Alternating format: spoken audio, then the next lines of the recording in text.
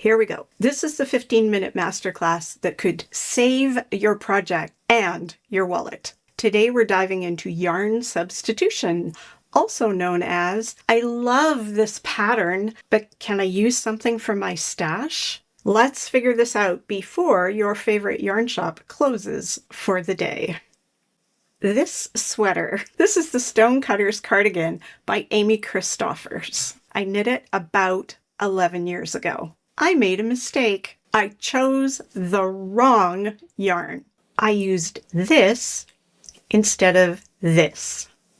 So today we are talking about yarn substitution, how to choose a yarn that is not the one in the pattern, but that is still going to give you the result that you want. Spoiler alert, this is going to involve swatching. Needles up, let's get to class. First, a disclaimer. Let me be clear. There is no you can't use that yarn. There is only you can't use that yarn and get that result. Got it? Good. Okay, basics. If you want your project to look exactly like the pattern's hero photo, use the exact same yarn the designer used. Why? Because that yarn was chosen for its specific properties.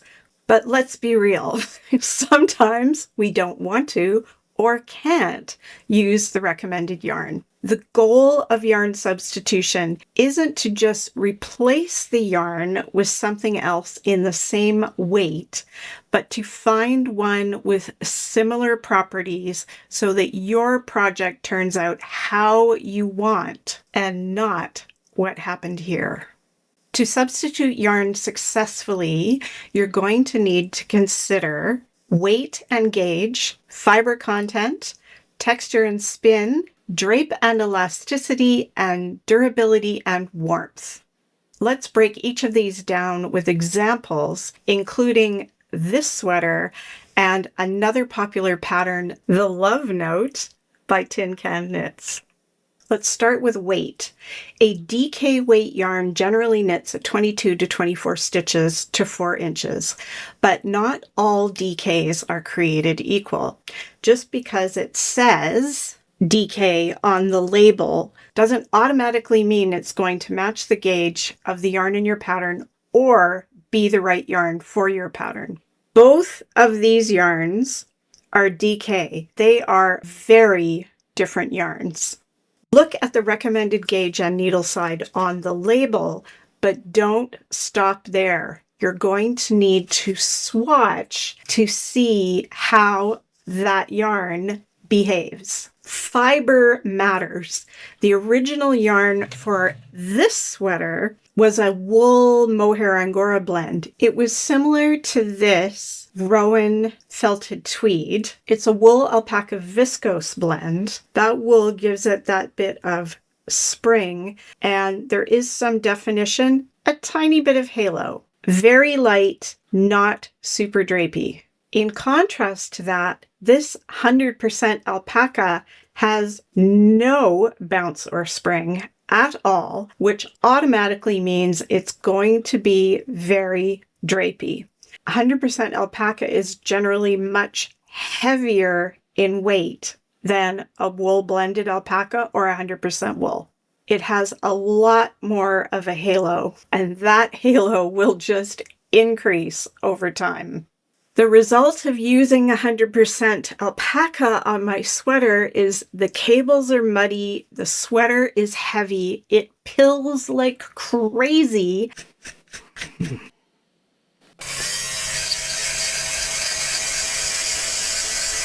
And yes, it looked great in those original photos when it was fresh off the needles, but it has not been practical to wear. Would you even know the difference, Oscar? Here's another factor. Texture and spin. Worsted spun yarns are generally smooth and fairly tightly twisted. They're often plied with twisted plies, plied with each other. They're just plied all over the place. Whereas woolen spun yarns tend to be lighter and fuzzier. You can see that this yarn looks much more rustic than this yarn. If you substitute a woolen spun yarn in a pattern designed for a worsted spun, you're going to get a different result. You need to think about the stitch definition. Do you want crisp pop out cables or softer, meltier cables? The yarn you pick is going to make that difference. Ready for a real life example? Let's talk about Love Note by Tin Can Knits, one of my favorites. It calls for fingering weight yarn held together with a mohair silk blend, like everything does these days. Knit at an open gauge of about 16 inches per 4 inches. You can see in this swatch that the fuzzy halo fills in the gaps and gives this sweater its signature sort of cloud type look. This very, very open lacework doesn't look quite so open because of all that halo filling it in.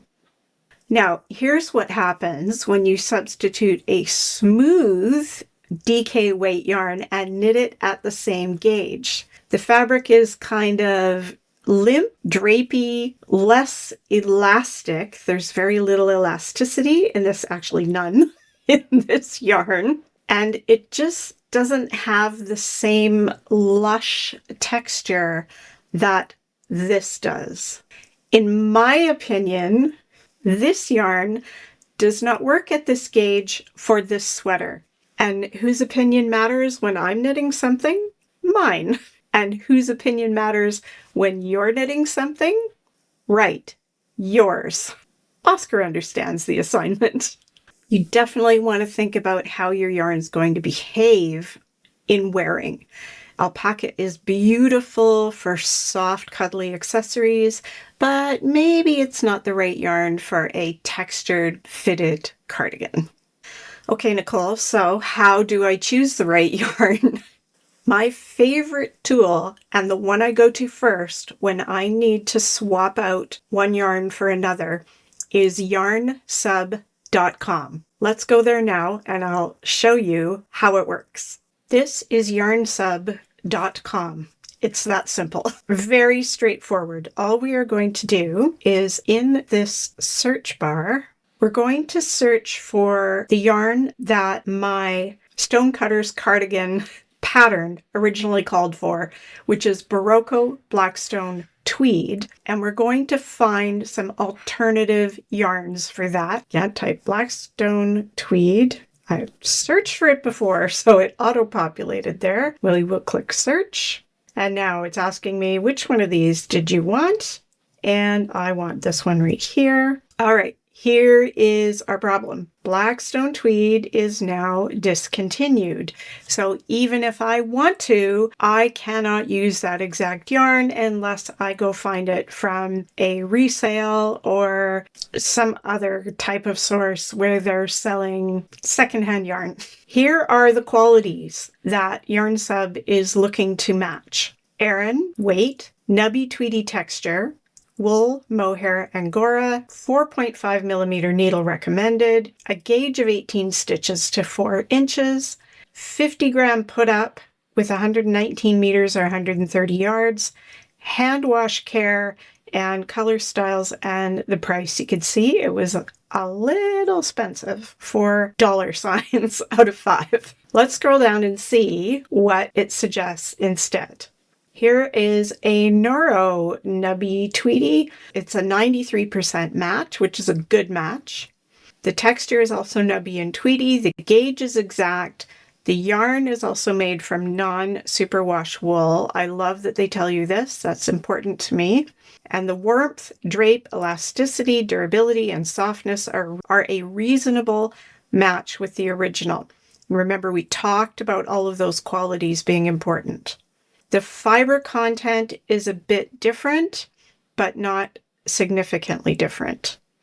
And the put up is different. The colors are different. Okay, carrying on. Cozy cotton. Now this is interesting. Also nubby and tweedy, an exact match to gauge, also made from non-superwash wool. Warmth, drape, elasticity, and durability and softness are a reasonable match with the original. The fiber content is a bit different. Targi wool 80% and organic cotton 20%. I would actually quite like to knit the Stonecutter's cardigan in this yarn. I may just go looking for this. Just a few more suggestions. Here's a mohair tweed, which is a good match. We've talked about this before. I can't wear mohair, so mohair tweed is out. As would have been the original Blackstone tweed, of course. So I would have been in here anyway. There's another wool cotton blend, which is a good match. Another Noro, Sunday Knits, Brigadoon 5-ply. You're getting the idea. What you are not seeing on this list are any 100% alpaca yarns, which is what I chose to use. Now we're going to go back to the video and I'm going to explain to you how I ended up with the 100% alpaca yarn.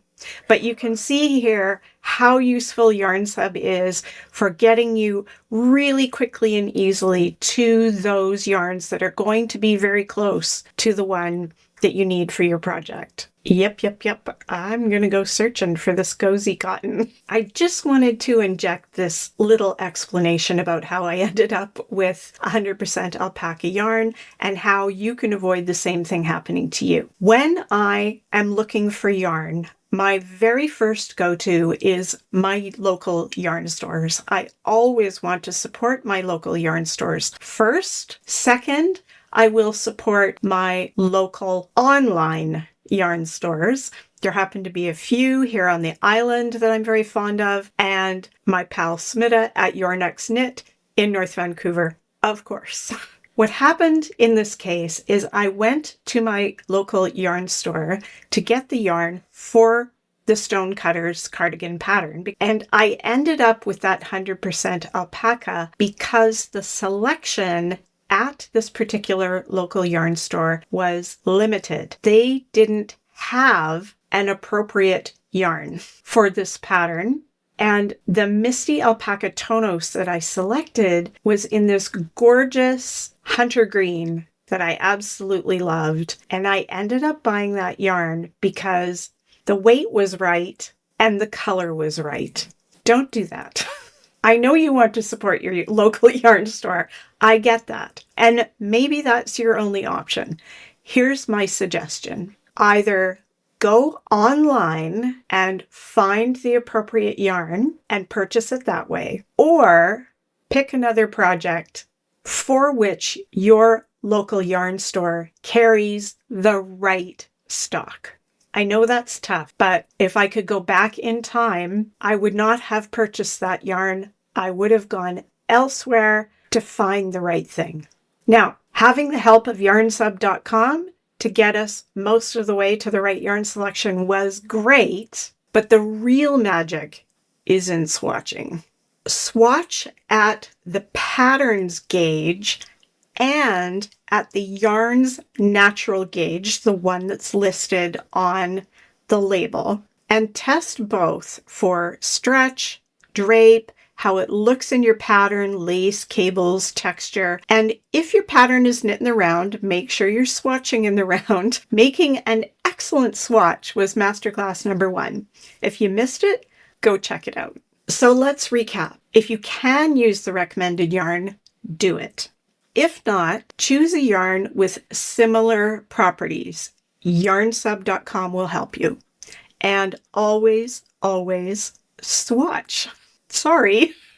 Now here's the shameless self-promotion part. If you had a good time today or got any value or learned something, could you please give the video a thumbs up? It helps it reach out to other people. Subscribe if you feel like it. But most importantly, let us all know down in the comments, what was your biggest yarn substitution success or fail? We've all been there and we can all say, me too. Keep those needles clicking. Here's a link to the first 2 masterclasses in this series. I say goodbye, Oscar says goodbye, and we really look forward to seeing you next time. Bye!